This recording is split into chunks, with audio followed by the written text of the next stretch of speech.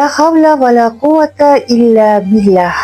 Bu zikrni ko'p eshitganmiz bolaligimizdan. Bu zikrning ma'nosi Allohning yordami va qudratsiz hech qanday kuch ham, o'zgarish ham yo'q degani. Bu zikr islomiy manbalarda juda ulug' zikrlardan hisoblanishi keltirilgan. U qalbni yengillatadi. Inson hamma narsani o'zi ko'tarib yurmasdan natijani Allohga topshirish hissini beradi. Tashvish va bezovtalikda taskin beradi.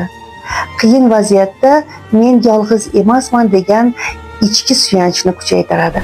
Sabr va tavakkulni oshiradi. Harakat qilish insonning vazifasi, kuch-quvvat esa Allohdan ekanligini eslatib turadi. Hadislarda bu zikr jannat xazinalaridan bir xazina deb ta'riflangan. U qachon aytiladi? Og'ir xabar eshitganda, charchaganda, bir ish qo'ldan kelmayotgandek tuyulganda, xavotirda, kun davomida ham oddiy zikr sifatida aytilsa bo'ladi. Masalan, shunday niyat bilan: ey Allohim, men harakat qilaman, ammo kuch va natija sendan.